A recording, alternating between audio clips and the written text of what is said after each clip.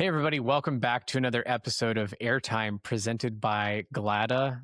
We are talking about a very hot topic this week. We are talking about engine programs. I am your host. My name is Preston Holland. I'm the founder of Prestige Aircraft Finance, and I am also the co host of the VIP Seat podcast. I am also a proud board member of GLADA.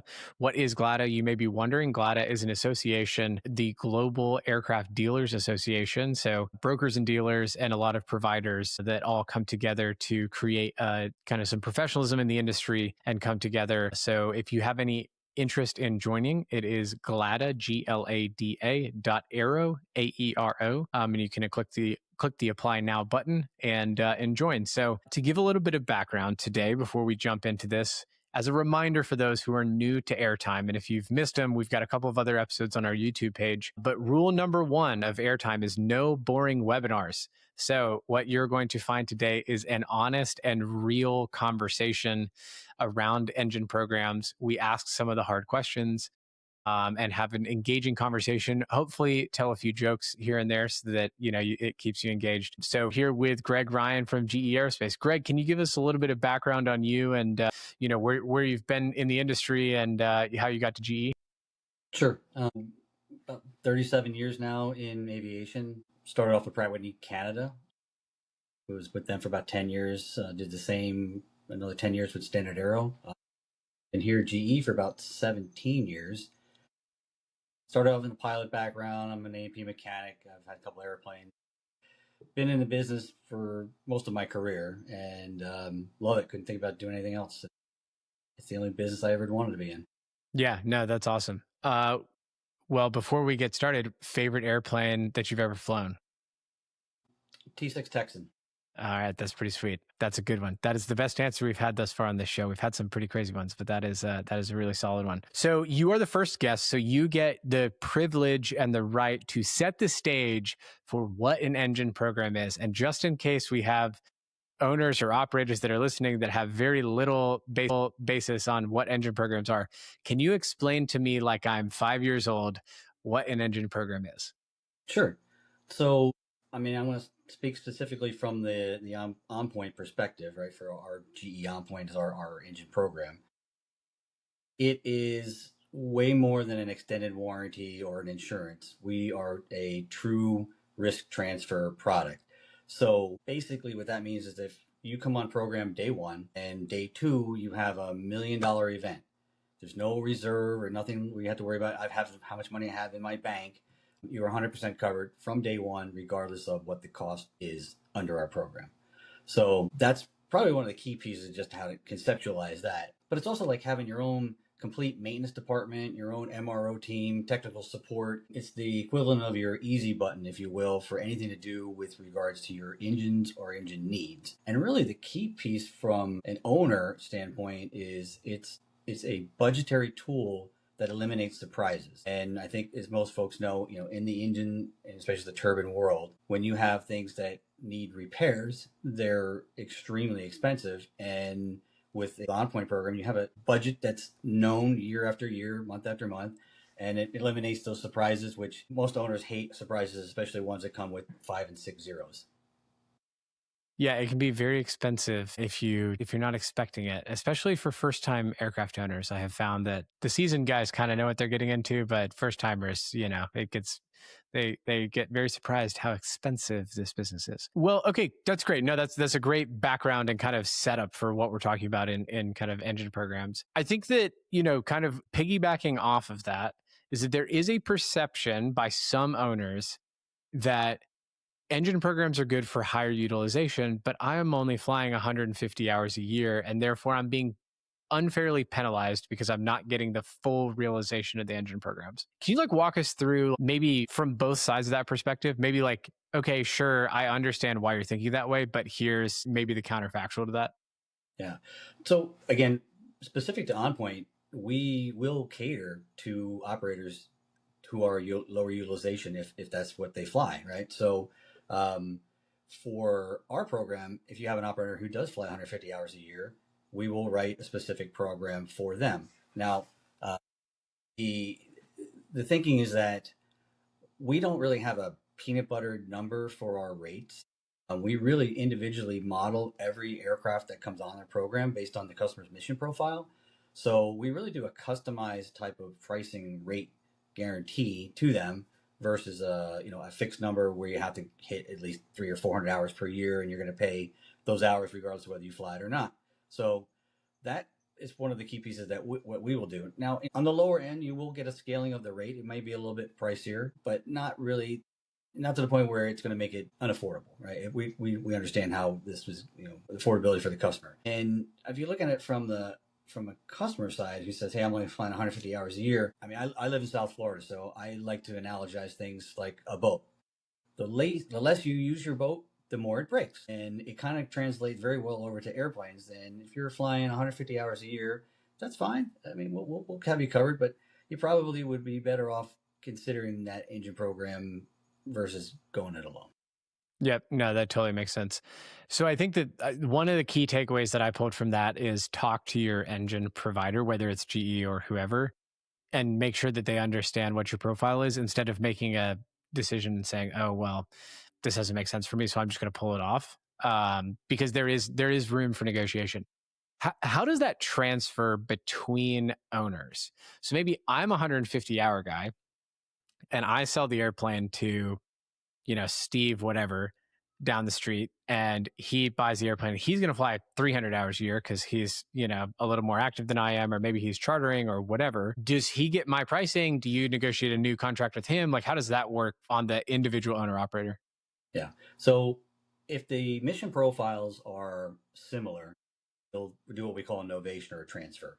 If the mission profiles are significantly different, like your example there, going from 150 to 300, we will rewrite the contract for them, and we will reprice it based on their utilization, where they're going to go, flight leg, and so forth. So it really, again, the on-point program in particular is very well suited to cater to the customer who owns the aircraft at that moment. This is going to sound like a gotcha question, and it's not intended in that way. But what's going to stop you from hitting me with an inflation adjustment when I am buying the aircraft? Maybe the previous owner had some very sweetheart deal, and now I'm making up for his great deal. Like, how does that work from like a transfer standpoint? Yeah, we don't really have any kind of an adjustment. Again, we go back to what our current rates are based on the underwriting for that, for that year, for that mission profile. The only adjustments that we literally have year over year is an economic adjustment that I think is pretty much typical with all of the OEM programs. Yep. So basically you're rewriting every year kind of that inflation adjusted number. And so during the transfer, it's just going to be based off of that, whatever that index is. Think like a fuel index. Yeah, it's a labor and spare parts index. Okay, interesting. No, that's very cool. Can you walk us through the process of re-enrolling an aircraft that was taken off programs? So I have found this beautiful Challenger 604, or right? You guys do the 604s. Yep. Sweet. I was like, I'm about to stick my foot in my mouth. I'm going to edit that out for myself. So, I found this beautiful Challenger 604, and it was owned by some corporate flight department that decided that they didn't need, some CFO thought it'd be a great idea to take it off engine programs. I really like the 604, but I am just a high net worth individual and I want the engine program. Can you walk us through the process of, how to re-enroll and unenroll? Okay. So if you've got an airplane that's not on our program today, we have three requirements that are the basic requirements. We'll do a bore scope of all the modules on the engine. We're going to do ground power runs or GPA runs to determine the ITT margin. And we're going to run the trend analysis of the trends on the engine off the MDC. So that's the basic, right? So that's the technical side of it. Now, the mission profile will tell us what we're going to do for a rate. And there will be some form of a buy-in or a rate catch-up, if you want to call it, whatever word that they want to use for that particular term. Now, we will look at, let's just say it's never been on program. So we'll say, all right, so you've got 5,000 hours on the airplane. What is the purchase price to back in to get onto the program? It's not linear, right? We're typically not going to go back to day one and ask for every single hour that we want. It'll be some modification of that where we'll look at the true market values of airplanes and understand that, hey, There are some constraints as to what we may be able to work with the customer on, but normally we're pretty flexible on putting the airplane on with I think a reasonable number, but it's not typically a linear one for one. Cool.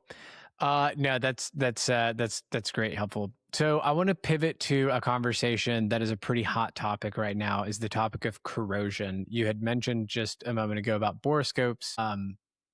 And can you walk us through corrosion protection, specifically for OnPoint, and then maybe scenarios in which you don't have corrosion protection and maybe you thought that you did, or things like that? Sure. So OnPoint has one level of coverage, so we don't have tiered or gold or light or something like that. So you will get the concierge type of program regardless of the aircraft. We do cover corrosion. We do have some limitations on that. I have to say, from my seat, for quite a few years, we've been very fortunate that we don't see a lot of corrosion issues on the Challengers and on the Globals.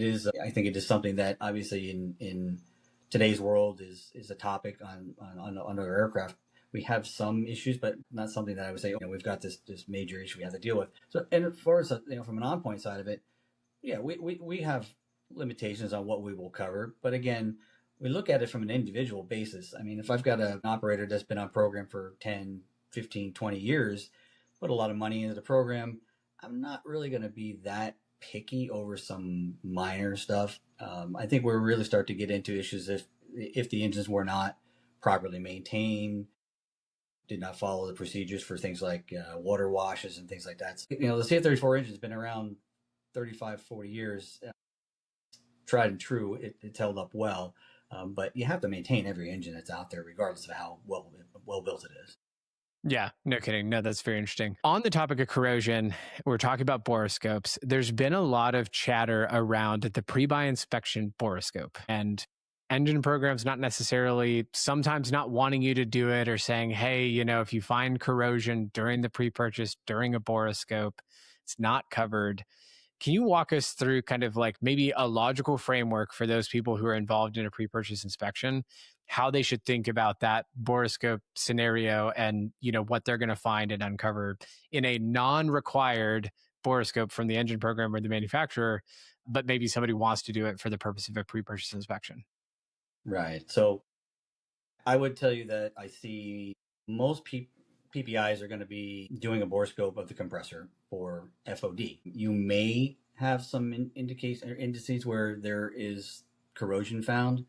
I would say at that point, regardless of whether you're the buyer or the seller, if it's a non-serviceable condition, you're going to want to address that either way, right? So it's not necessarily something that's going to hinder your ability to transfer the program from the engine to one customer to the next. I think corrosion, because again, that's typically outside of a engine program coverage, at least for the most part that has been historically. I don't see it as being a major issue to us, but I would think that the customer and the buyer seller situation, they would want to know who's going to pay for this and whether or not the transaction is still going to move forward. So I don't think it's a true black and white answer with regards to the engine program.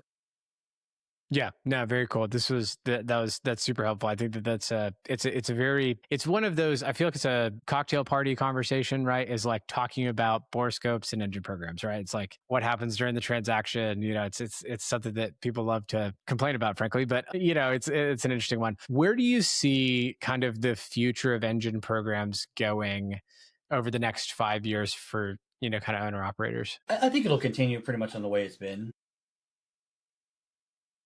I see most operators are on a program. The majority are on an OEM program. I know that you talked about a little bit earlier about financing requiring an engine program, which is true. And we get into the globals, the global 7,500 and 8,000.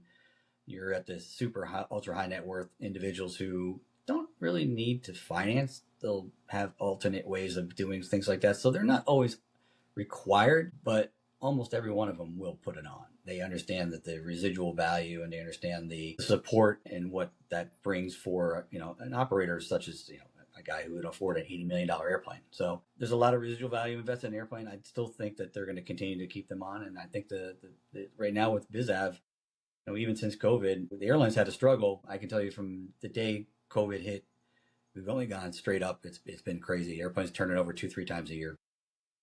Yeah, no, super interesting. Well, Greg, if somebody wants to learn more about OnPoint, where can they do so? Where can they get in contact with you?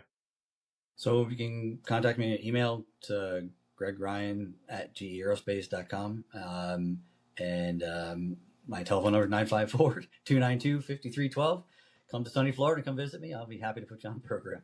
Nice. Send Greg a text and tell him how much you really enjoyed hearing him on the Airtime webinar, and also tell him how great the host is and how much you appreciate listening to him talk. But no, Greg, this has been great. Also, you guys make a great fridge for what it's worth. So thank you, GE, for making a great fridge as well. Now we haven't made refrigerators for about 12 or 15 years. My garage fridge is still a GE, so it was a great product. So rest in peace, Right. GE garage fridges. But no, thanks, Greg, for coming on. We'll see you at the end. On to our next segment, we are going to have Lindsey Gillen. Lindsey is with Rolls Royce Corporate Care. Lindsey, welcome to Airtime. Thanks, Preston. Happy to be here. Yeah. So walk us through a little bit about your background, just really quick, just so that the listeners and members of GLADA and people outside kind of get to know you a little bit better. Yeah, absolutely. Thanks for having me. So Lindsey Gillen, I'm the Vice President of Sales and Marketing. I'm responsible for our global aftermarket sales team that sell our corporate care program. So it's our OEM engine maintenance program. We are a global team. So we're made up of 13 sales directors and then 2 individuals in marketing. So we've got a 16-person team, small, but very mighty.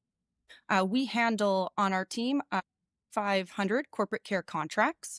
So, and we support all of the business aviation aircraft that are in service. So we go back to our TAE engines on our classic G4s, all the way up to our new Pearl 700s and eventually a Pearl 10X on the Dassault platform. So the sales team has a wide portfolio that we support for our customers, again, worldwide. I've been at Rolls Royce 14 years. So I actually started as a finance intern and then did quite a few different roles within the finance organization and our airline side of the business before coming to business aviation in 2018. So I've been on the business aviation side since 2018 and happy to be here. Yeah, happy to give you some insights on our corporate care program as well as how we support our fleet operators. Awesome. Thanks, Lindsey. No, that's great. So your segment is focused all around fleet operations. So this is not your individual owner operator, right? Not necessarily your high net worth, but we're talking about multiple aircraft, somebody who has multiple of your engine types in a fleet. Can you walk me through kind of the unique model that comes and maybe the differentiator between, I'm an individual placing an order on a new G7, my corporate care representative, somebody that I talk to, maybe you're placing a larger order, fractional, large operator or large corporate flight department. Like, can you walk us through some of the nuances and differences that come there? Yeah. So I think for us, from a Rolls Royce perspective, when we talk fleets, we obviously support both sides. So we support the owner operators. We also support the fleet side. When we talk about the fleets, we're talking about one owning entity. So that's the key piece. So one owning entity, and they own 10 or more aircraft. So at Rolls Royce, in order to put them on a fleet agreement, we say, okay, are you one entity and do you have 10 or more aircraft? That then qualifies for it to be a fleet operator. So different, obviously, operation from a Part 91 individual owner that Greg just spoke about. So that's kind of how we look at those fleets. And then when we look at the program, right? So just talking about, our corporate care program. So we've kind of got 2 different programs. So maybe let me step back a second and kind of go through that piece. So corporate care has been around 20 plus years. I mean, people know that in the market. That provisions for not only our shop visits, but also it provides lease engines and technical publications and EHM and all of those services. We then increased that in 2019 to Corporate Care Enhanced. So Corporate Care Enhanced now covers for our BR and Pearl family aircraft, not only just the engine piece, but also the full power plant. So the full nacelle component. So cowl doors, thrust reversers, etc. And so that's the latest program as of 2019. So anyone who's taking a new delivery from our OEM, so our Gulfstream or Bombardier airframers, essentially they will go on to Corporate Care Enhanced. So those fleet operators, if they're taking a new order, again, 10 aircraft or more, they would come on to Corporate Care Enhanced under a fleet agreement at Rolls Royce. And my team supports all of those customers, right? So we're supporting individual owner operators. We're also supporting the fleet agreements from our side. Yeah, no, that's super interesting. Um, Is it all hours based? Like I know that for individual owner operators, hours based is how you quantify, your engine programs. When you get into that 10 or more aircraft, is it all based off hours, or is there another way that you might quantify how pricing happens in an engine program? Yeah, so technically, so when they'll come to us, we'll look at different places and where they are in the life cycle, right? So we have some fleet operators who come to us and they're taking brand new aircraft, right? So we know they're new delivery aircraft. So the first thing we'll say is it new delivery or is it in service? Which means, are you taking aircraft and now bringing them onto your fleet that were previously owned? So those are the two different types. So we look at that piece.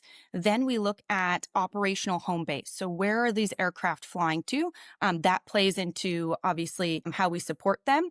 And then what is your utilization? So utilization is really key here. So for a lot of the fleet operators, utilization for engine flying hours is quite high comparatively to example of Part 91 operator where we see, a lot less flying. So we look into those pieces and say, if we take all of that into consideration, what do the operations look like? And then how do we support them? So again, it's one dedicated support system for corporate care.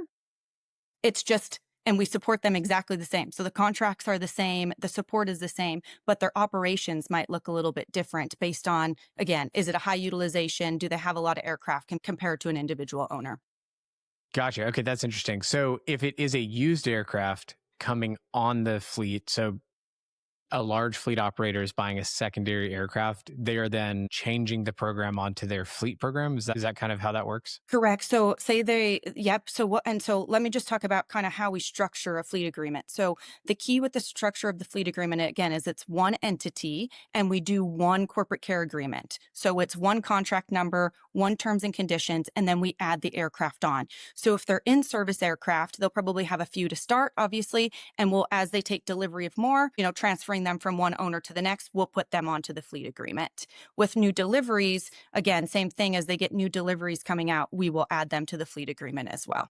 Got it. And same way on the way out. So if they're disposing the aircraft, turning over, are you Correct. moving it onto the new buyer doesn't inherit the fleet program? Okay. Nope, nope. So they would still obviously be classified on corporate care. They would just individually, Preston, go off one at a time to the new agreement. So we would then move it on to the new agreement, and then that would be with an individual owner, for example, at that Got time. it. Okay, that makes sense. This is interesting. This is definitely unique and different. I would say, okay, so we talked earlier, we're not going to name names because this is private aviation and we don't name names. But I think we can all imagine a few large fleet operators of Rolls Royce products out there. If you would say, like, comparatively, how many, generally, is there three entities that have kind of fleet, or is there 20? Like, help us quantify how many fleet programs there are that are out there for Rolls-Royce. Yeah, there's about a dozen. I'd say Okay. that's probably a good number. Yeah, so there's about a dozen. And again, Preston, that's across all different of our engine types. So that's all the way down our AE 3007s, all the way up to our Pearl family of engines. So we look across all of those within business aviation, and we're looking about a dozen fleet operators that we have. And then everything else would be individual owner operators, as you mentioned. Got it. Okay, cool. No, that's very interesting. One last thing that I want to talk to you about as we kind of get towards the end of your session, on condition. Everybody loves the word on condition. And I think that owners like on condition. They like the concept of on condition.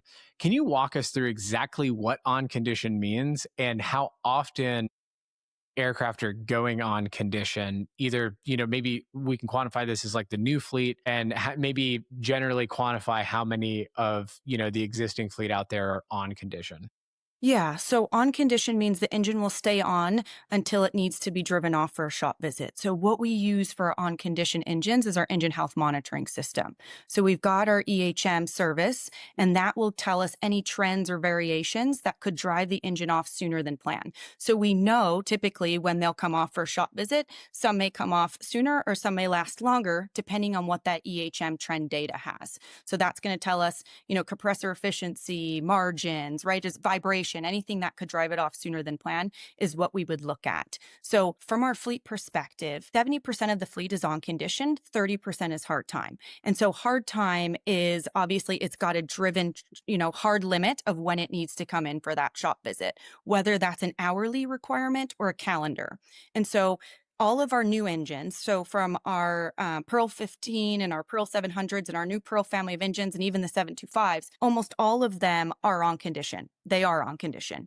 And then, the 30% is on the hard time is ones that we know from our TAY families, right? So people will be familiar with our TAYs. They had the calendar inspection and they still do, which is a hard time engine. So when we look at fleets and fleet agreements and these fleet operators, almost all of them are on condition, right? They've got the engine health monitoring. We're looking at them. We're looking at those trends and saying, this is when we think it's going to come off. So almost every single one of them, unless it's a hard time engine, right? So if they have a TAY fleet, that would be different. But most of them are on condition. And does the on condition go with the airplane? So if I go by, I don't know, operator XYZ who has Rolls Royce engines on condition, and I'm a high net worth individual that's fine buying a higher time Gulfstream, let's say, for instance, do I also get it on condition, or does it then turn into or does my program agreement take it off condition? No. So on condition, so essentially when the engine is delivered new from the airframer, they select what maintenance program they want it on. So right from inception, it's either a hard time or on condition. So there are opportunities on certain engine types that could convert from hard time to on condition. So we do have that option. But again, it's usually right at the start. And then once that aircraft sells, then the new buyer would continue it on condition. Gotcha. Okay, cool. Last question. I know that I said earlier that this is the last question, but we're going to get into a little bit of a spicy topic. Ken Rickey recently was a guest on my podcast and basically said everybody needs to get off engine programs because it's a capitalization expense. And, while there used to be value, there isn't as much value today. He's been very public about that. So I'm not giving any insider baseball. He's been very public about that comment. What would you say is the counter argument to that from your perspective? Because you sit in a unique seat at Rolls Royce, right? You're not actually the engine program in which he's speaking of, but I think that he's speaking generally across the board. What do you feel like, especially for fleet operators that are well capitalized, that have strong balance sheets, all of those kinds of things? What would you say is the counter argument to, hey, take it off of engine programs, or reserve the right to say sometimes it doesn't make sense to have an engine program? No, so absolutely, it makes sense to have the engine program. So the things that we focus on, Preston, is really aircraft availability and predictability. So being a fleet operator, obviously their big thing is revenue, right? They don't want to have the aircraft down. That's less revenue from them from flying perspective. So aircraft availability is the key. So if you're not on an engine program, right, you have unpredictability on maintenance cost, on downtime. So those are two big levers. And then access to our infrastructure. So how we do it for corporate care is all of the money that's paid into corporate care funds, right, our service network. So we've got a huge global service network, and those customers get priority access. So priority to lease engines, for example. So even on our new Pearls, right, we're the only ones that have lease engines. So if you're not on the program, you kind of take a back seat to all of those customers who are on corporate care that need those leases, for example, or spare parts and things like that. So to minimize downtime, honestly, the key is to have the engine program, right? It's going to be, exactly what it is. We have specific turn times on AOG, so metrics that we meet to be able to support those customers. So I know his position, but yeah, I think from a whole running the organization from a revenue perspective, availability of assets and downtime, it's key to be on a program. Yeah, interesting. Awesome. Well, Lindsey, this was fantastic. Thank you so much. We are going to have Lindsey back at the end when we have the round robin section. But Lindsey, this was really great. If somebody wants to reach out to you or somebody from your team, what should they send? Yeah, absolutely. So you can visit our external website, so rolls-royce.com/enhanced. And I can also provide it to you, Preston, as well. But on there, you'll find our whole team. So essentially, my team sits on there. We've got a global map with all of the contact details. So if you need any further information, please feel free to reach out. Happy to answer any questions we can on engines and or programs. Awesome. Very cool. I will be on the lookout for my Rolls Royce vehicle coming to my driveway because we had you on the webinar. So thanks so much to Rolls Royce for sponsoring my new vehicle. They didn't actually do that, but thanks Lindsey for coming on. Thanks, Preston. Thanks for having me. Awesome. Thanks. Well, up next, we have got Chris Canon. Chris Canon is the founder of RAD Jets. RAD Jets is an aircraft appraisal group. Chris, welcome to Airtime. Thanks for having me, Preston. So, Chris, give us a little bit of background. Where have you been? Kind of what have you done? How did you get into the appraisal business? So I've been on the selling aircraft side of the business for 15 years. I was a little over 12 years with Textron, selling anything from Citation Air shares back in the day to piston airplanes. And for the last half of my career, selling mostly pre-owned Citations and King Airs for the used side of Textron's business. And then I was with well-known broker for the last 2 years and made a decision recently to focus on appraisals, which I've been doing for 2 years. I really enjoy the appraisal side of the business, so made the decision to stop selling and appraise only. Very cool. Awesome. Well, we are talking about engine programs. I think that the appraisal piece is interesting because you get to sit and just say, here's what the numbers say.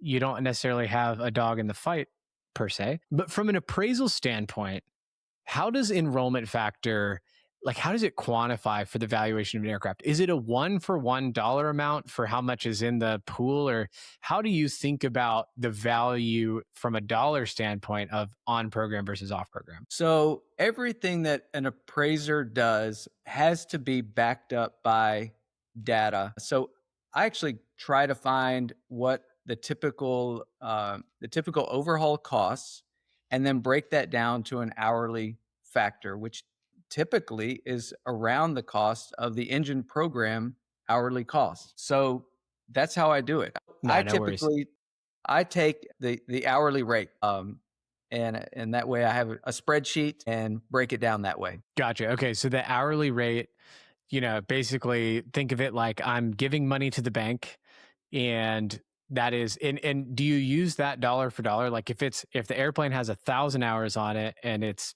for round numbers purposes, $500 an hour, does that become a $500,000 adder of value in your kind of how you look at the appraisal? Yes. And then we adjust if the comparable airplanes that we're looking at are on no program or a partial program, we'll take a prorated add or deduct based on what the comparables look like. Gotcha. Okay. So basically, if you have two identical aircraft for all intents and purposes, time's the same, specs the same, interior's the same, all of that, and one's on program and the other is not, it's basically, 100% deduct for the non-programmed airplane? Yes. Very cool. No, that's interesting. Talk to me about where the engine is in its cycle and the program. We had talked about it being binary earlier, with, on or off, but does where the engine is in the cycle and maybe there's a large event coming up, like, is there fluctuation on either side of the event based off of the engine program? Or is it basically, if it's on a program, it doesn't really matter which side of a major event that the aircraft is on? For me, it doesn't matter. I understand that there's a value loss because you're going to have downtime if there's a big inspection. That's hard to quantify. So I just take the hourly rate, and if it's right out of overhaul or just coming up on overhaul, for me, if it's on a full program, I value them the same. Gotcha. Okay, that's interesting. So it's less of a, it's less of an event-driven thing. It's more of, it's basically just, it's binary. That's interesting. I didn't know that. I learned something today. Let's kind of shift and talk about kind of who uses appraisals, right? So the two big drivers here are insurance and financing. So let's talk about insurance. Do insurance companies care about engine programs? Like, does the enrollment value have any bearing on the scrap value or loss value or something like that? So I've talked at length with a friend and mentor in the insurance agency, Steve Johns with LL Johns Insurance.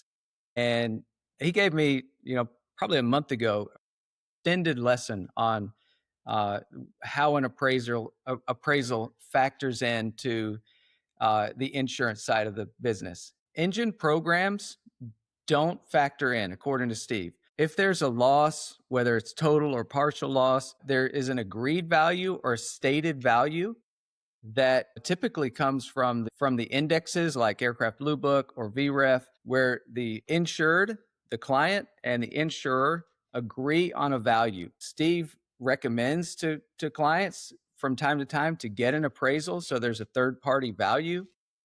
But so an engine program would be added or deducted from that number, but in a loss situation, they don't look whether the airplane was on a program or not. They look at what's the agreed value, and is it beneficial to the insurance company to repair the plane or to pay out on a total loss. Gotcha. No, that's very interesting. I didn't realize that it's basically like they don't count the bank, right? If you will, if you think about an engine program like the bank and you're making deposits and then a withdrawal, they don't necessarily give you credit for the future potential overhaul, but you can't overhaul a total loss engine anyways. So I guess that makes sense. Let's talk about financing, because this is somewhere where we've interacted on before. I think that one common misconception is that you cannot finance an airplane that's not on engine programs. While that is it is the directionally correct idea that financing companies do want engine programs typically, it is not the rule. It is a general guidance, right? So there's some lenders who will allow for you to create your own engine program where you're basically making reserve deposits and then that's pledged as collateral. But what do you find when you're talking with some of the lending institutions around the topic of engine programs? Are they, are you seeing if they're generally fine without engine programs? Is it basically a loan to value question? Like how are those conversations going in where you sit? I would say it's a loan to value question, and it doesn't come up often because most of the airplanes that I'm looking at are on, well, I should say, most of the jets that I'm looking at are on engine programs. I don't only appraise jets. So, a lot of turboprops and piston airplanes are, of course, not on programs, but a lot of PC-12s and King Airs are not on programs, and they get financing all the time. But most of the jets that I'm looking at are on typically full or at least partial programs. Yeah, no, that makes sense. And so same way, just kind of circling back on the partial programs, that is just a pro rata. So you're giving just the same percentage of deduction. If it's on a 55% program, you're giving 55% of that share credit. That's right. Yeah. And, looking at does program cover life limited parts? That's a typical partial program. And yeah, there's a pro rata number there. So I'll take that percentage and use it. Gotcha. Okay. Very cool. No, that's great. Well, Chris, if somebody wants to learn more about RAD Jets or reach out to you, how can they do that? radjets.com. I'm on LinkedIn, Chris Canon. Awesome. He does a great job putting out content on LinkedIn. Lots of good selfie videos walking around airplanes, which is what we like to see. We need more selfie videos around airplanes on LinkedIn if you're watching this and you'd like to post on LinkedIn. Awesome, Chris. Well, we appreciate you. We will see you back for the roundtable at the end. Thanks, Preston. We are here. All right, our last individual speaker that we have here is Jason Spoor. Jason is a fellow podcast co-host, actually. So Jason is the host of Own the Jet on YouTube, if you haven't watched it yet. He's also the founder of Aspen Aero Group, who buys, sells, and manages aircraft. He also has a background in corporate flight department, aircraft management. So he has a lot of perspective here on engine programs. So Jason, welcome to Airtime. Yeah, thanks, Preston. Good to be with you. For sure. So as much as you can disclose, can you give us a little bit of a background of what you've done in the industry and kind of where you come from? I can. So I started in corporate aviation in my early 20s and have been in it ever since, which equates to 30 plus years now. Started out just piloting, moving into chief pilot roles and director roles, various Fortune 500, Fortune 10 companies. So background is flown Falcon Jet, Bombardier, Gulfstream. He's done the big three. He's done all the important ones. So, that's what Greg's engine programs and Lindsey's engine programs. Everybody's like, oh, look at all of this tie in here. Sure. That's correct. That's what we have here on Airtime.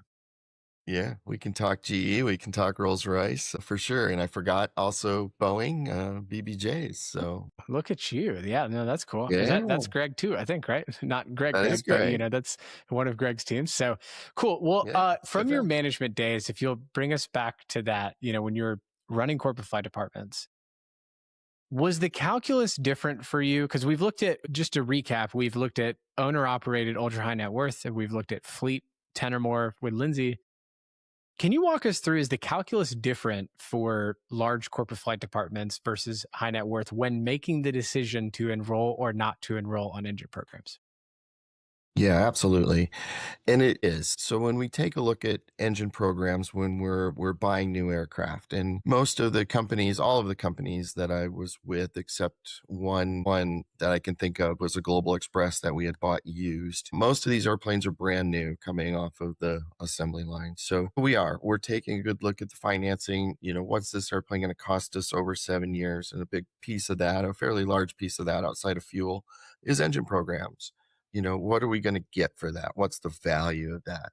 And taking a good analysis and picture over 7 years roughly is the time frame we would keep these airplanes, and what's the return on the investment there. So absolutely. No, that's very interesting. So walk us through, like, now that you're on the buy sell side and, you're buying aircraft maybe that are coming off fleet, or they're, coming out of a corporate flight department, they're buying brand new, and now you're kind of in the secondary, primarily in the secondary market. I'm sure that you're buying new aircraft as well, but that's kind of one of the focuses of you. Walk us through like a privately operated program enrolled aircraft versus a non-enrolled aircraft when you're helping a client evaluate what it is that they're buying. Like, is it a deal breaker, or is it something to consider and we need to actually understand everything about kind of the engine program and nuance? Yeah. And it's a question as old as time, right? So for a buyer, for a high net worth individual buyer coming into this, and let's just go ahead and say they're a first time buyer and they just so happen to be buying into it really doesn't matter, any airplane on an engine program. As Chris said earlier, that definition is probably going to be anything citation or bigger for more or less talking purposes. It's what is an engine program? What's the value? And should I do it? So going back again, Lindsey brought up a good point, and I'm just going to use the term pay to play, right? So that's one of the discussion points is, say we have a problem with this motor. What is the statistical chance we're going to have a problem with this motor? And if we do, where's the manufacturer of that motor going to sit in supporting us? So if we take it to, we'll just say Westar. Westar is working on the motor. We need parts from the manufacturer. Where do we fall on that list? So that's a player, right? So we want to make that discussion right up front in the conversation of, should I keep this going or not? And the other is the unrealistic side. We'll just call it unrealistic, that we're going to have a catastrophic failure. How often does that happen? You go back to the manufacturer and, it's kind of hard to find that information, right? For investing purposes. So taking a look at it from that perspective, we want to be sure that if we sell this person an airplane, or me working for Corporation X has an airplane that has a catastrophic problem, we're going to be able to get that airplane back in the air. Case in point, several years ago, Rolls Royce, and I don't know, Lindsey, a very, very prominent corporation, had a Global Express in India, had a major problem with the motor. It just happened to be a Rolls Royce motor.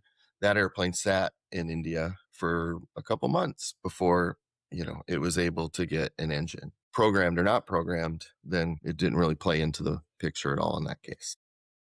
Interesting. It's a hard place to have a aircraft on the ground too. Yeah, it was. Stuff, and that was a lot of the problem problem. in India. Yeah, that was a lot of the problem. But again, something that had happened that was just kind of unforecasted and unseen. And I think Rolls-Royce probably did the best job they could. But again, it was tough. It wouldn't have mattered if it was on a program, not on a program.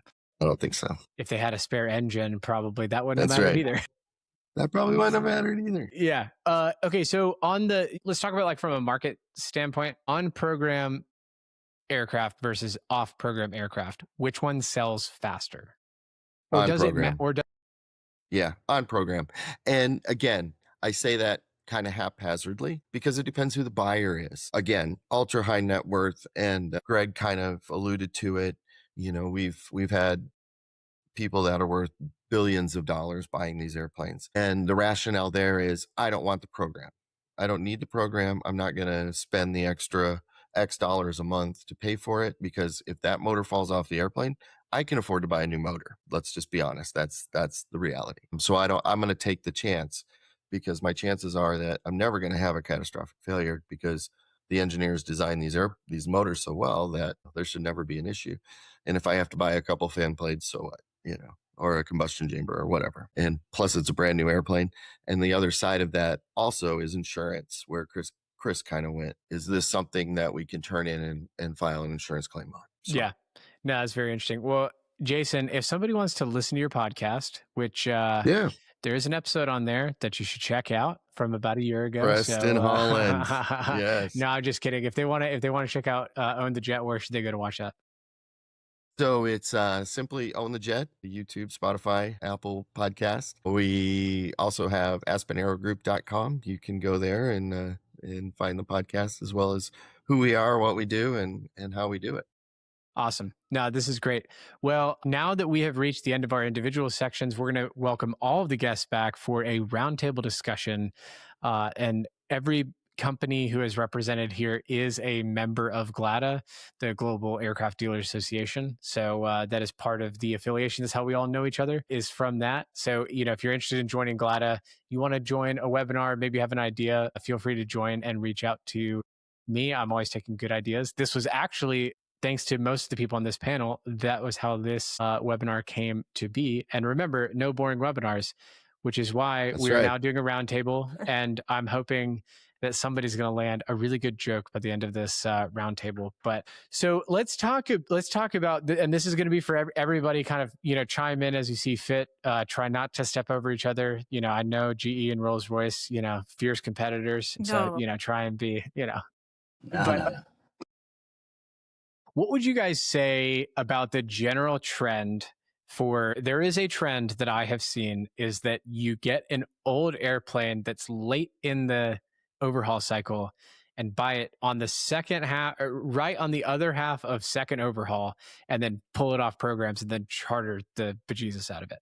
What do you say to the owners who are doing that trend? And Lindsey, unfortunately, I think this gets done to a little bit more often than Greg's, but generally speaking about that trend, like, what do you think? Like, what are the like big risks there? Like, is it maybe not the worst thing in the world? Like, what do you guys think about that?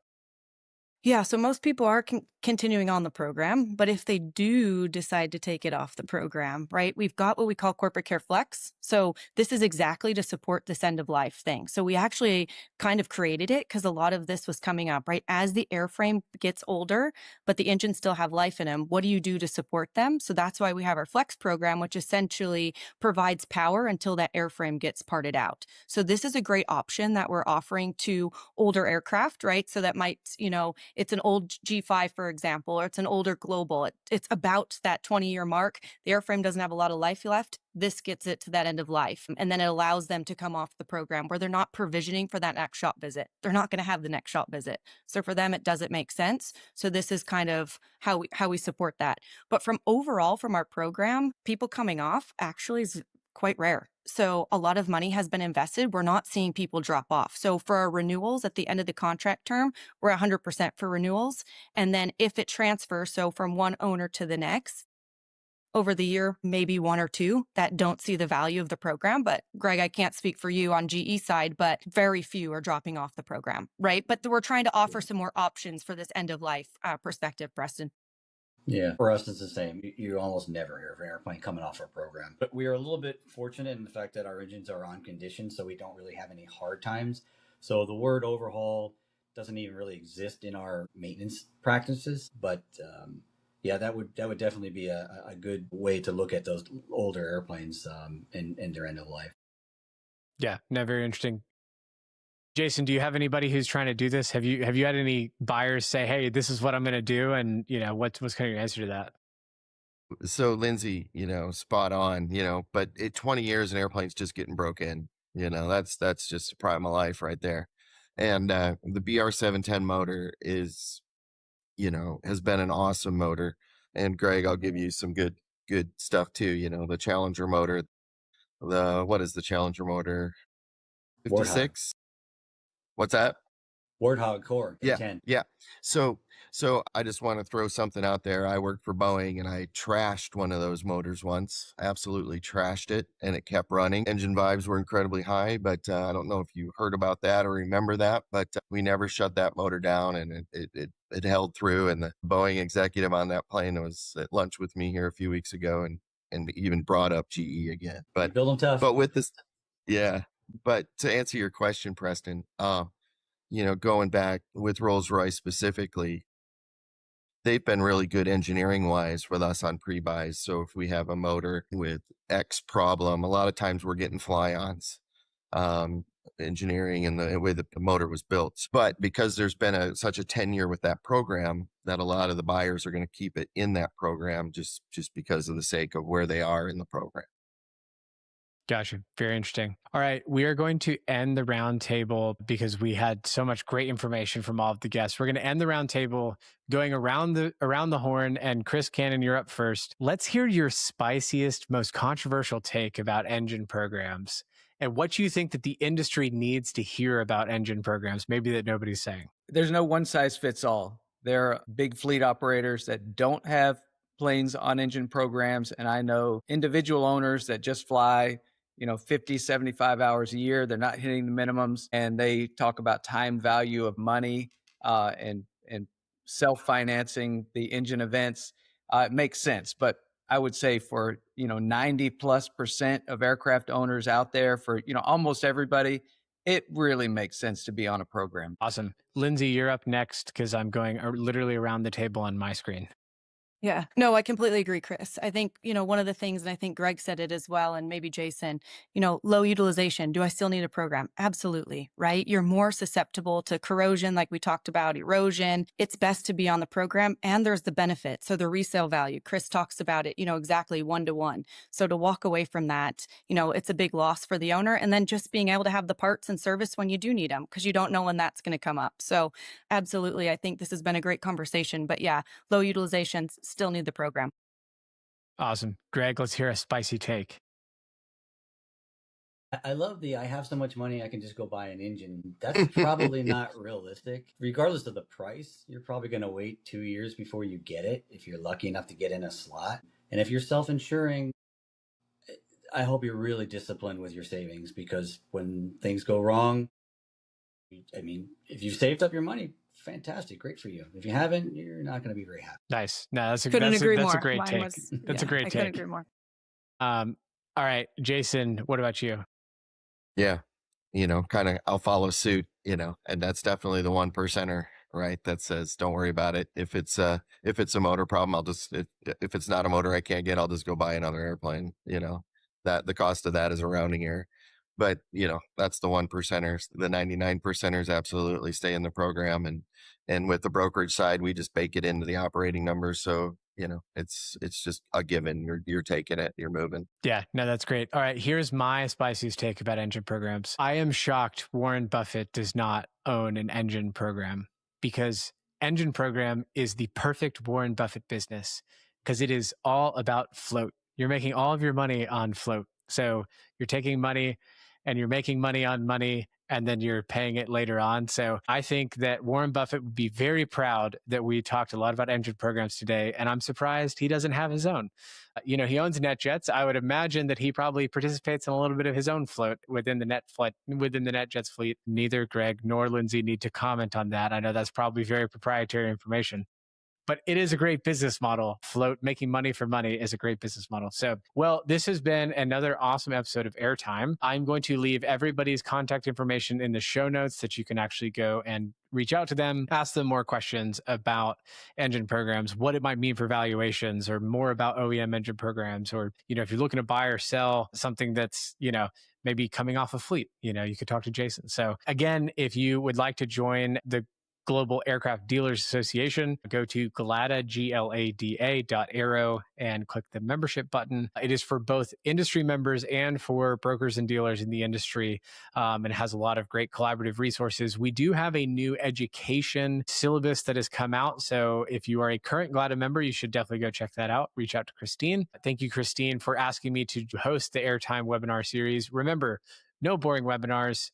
And hopefully we brought that to you today, this week. Yes. And we will see you all next quarter, where we're going to be talking